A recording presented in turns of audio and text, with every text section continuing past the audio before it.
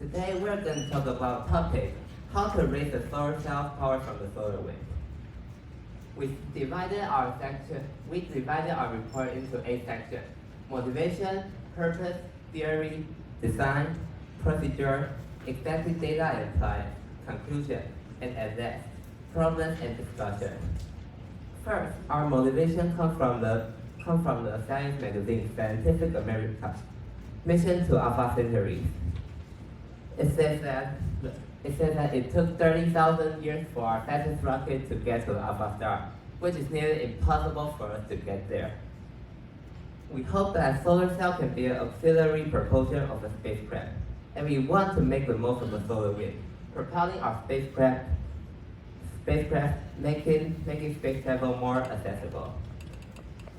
Our purpose is by creating a magnetic field, we can activate the solenoid and deflect the solar wind protons onto the solar cell, accelerate the solar cell. But however, the solar cell can only be accelerated when it is close to a star. Thus, it is very important for us to maximize the solar wind propulsion. So here comes the main goal of our idea, is to maximize the solar wind propulsion. For experimental theory, we're going to talk about the main formulas we use in our experiment. We'll use momentum formula P equal mv and Lorentz force formula F equal qv cross b. This is a picture of our equipment. The red dots are the red star are the protons in the solar wind, and by activating the solenoid, we can deflect the protons onto the solar wind, accelerating more propulsion. And the solar wind can be a distance of 1 AU away from the sun. Now we are going to talk about the design of our devices. Because our experiment must be proceed inside the ice cube, but the solar cell must gain power from the solar wind. So we have to use mechanic arms to grab the box outside of the space station. This way we can gain the solar wind outside of the space. And in order to make the solar wind enter our box, we have to cut off one side of our box. Then we will put all of our solenoids and solar cell into the box and make sure all of them will be facing the sun. First, we design one side of the ice cube to be openable, and we put in a 5 x 5 square centimeter solar cell. We can study the pressure of the solar cell under normal conditions. Then we activate the solenoid, causing more protons to deflect it onto the solar cell. So we can study the pressure of the solar wind on the solar cell under the magnetic condition. So by knowing how strong the magnetic field is, can deflect enough solar protons to the solar cell, and the relationship between how strong the magnetic field and the extent of deflection is, we can now change the number of coils turned, and which is related to the size of the magnetic field. So we can get the data and substitute it into the Lorentz force, so that we can know whether the force provided by the magnetic field is deflected enough protons to the solar cell. For Lorentz force that we use in our experiment, we will know that we calculate the force that is enough to deflect protons onto the solar cell by using Lorentz force. And in this picture, we can know that it is well to know that charged particles will be deflected by the magnetic field and solar Lorentz force. First, we have to calculate the density of the solar wind. By the formula above, we can get to know that the density of the solar wind is 5.5681 times 10 to the power of negative 28 grams per cubic centimeter. The momentum of a particle has a special property, is that it will remain constant as long as it is in a closed system. So the momentum of the particles will be almost completely transferred to the solar cell, and the size of the solar cell is 25 square centimeters. So the momentum that the solar cell can obtain under normal conditions is 2.8189 times 10 to the power of negative 11 gram centimeters per second. And if under the magnetic field we just designed in the experiment above, we can collect protons with an area about 100 square centimeters, we can obtain the momentum 1.1275 times 10 to the power of negative 10 gram centimeters per second. So from the experimental data we get from the above, we can know that the momentum after the deflection of the magnetic field will be much greater than the original state. Then momentum divided by the mass of a solar cell will be equal to the speed of the solar cell gain. So when the proton area is collected at 25 square centimeter, which is in normal condition, the resulting speed is 8.4568 times 10 to the power of negative 15 centimeter per second. And when the proton area is collected at 100 square centimeter in the magnetic condition, the resulting speed is 3.3825 times 10 to the power of negative 14 centimeter per second.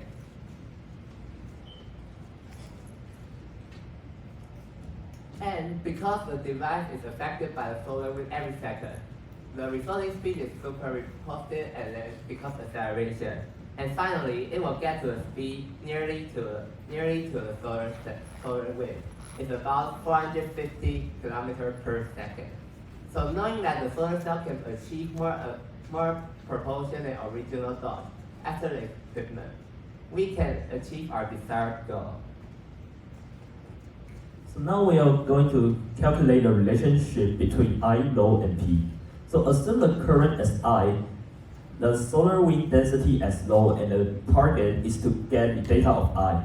Assuming that the particle momentum which entering the solar cell at a certain time is P1, momentum of the solar cell is P2, and the area of the solar cell is A, the density of the solar wind is low, and the velocity of the solar wind is V1, which is 450 kilometers per second, and V2 is the velocity of the solar cell.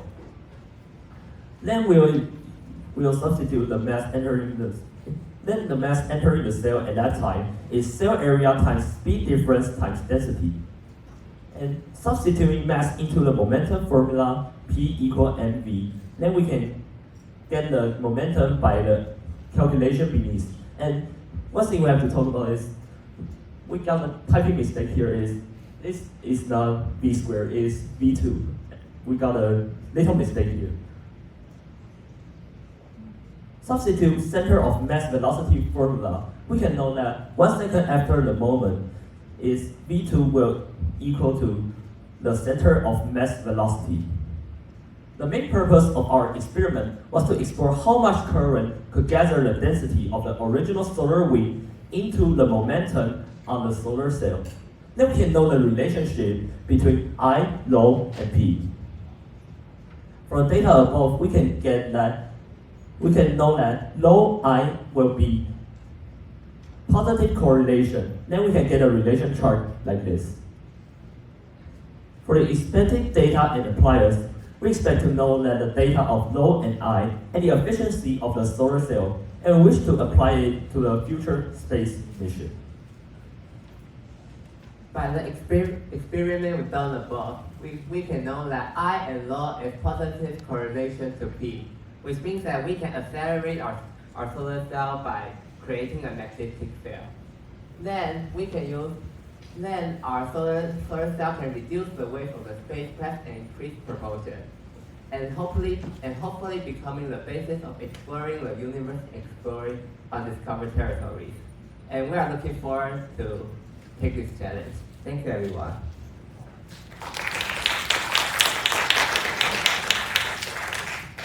我想问一个问题哦，就是太阳帆立方卫星。事实上，台湾的立方卫星制作，我喜欢称它立方卫星制作。庄哲兰做太阳帆有做30-40年，这个看不来。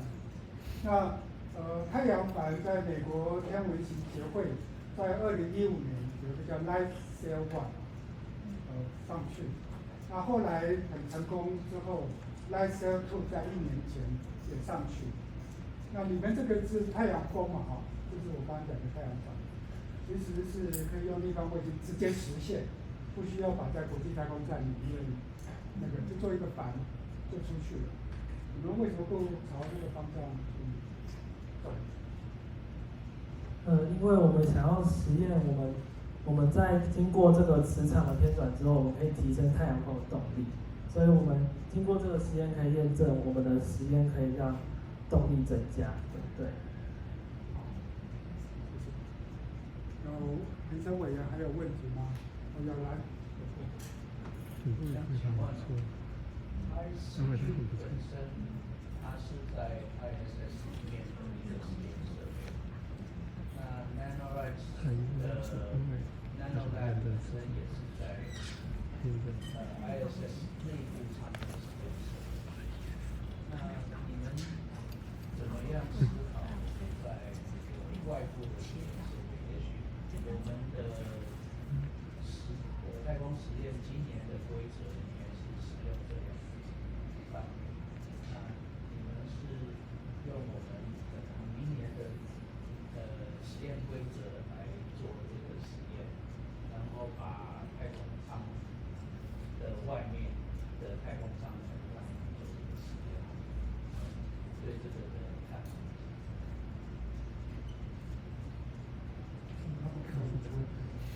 那个日本的国际太空站确实是可以把实验放到外面，但是我们的规则里面是 ESA、欧洲跟 NASA， 所以原则上他们提供的界面都在里面。所以他刚才问说，实验室主要在里面，但是你们建议是要放到外面，是有点跳脱到我们未来。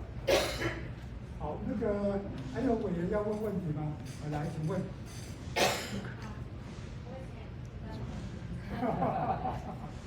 随地拍摄。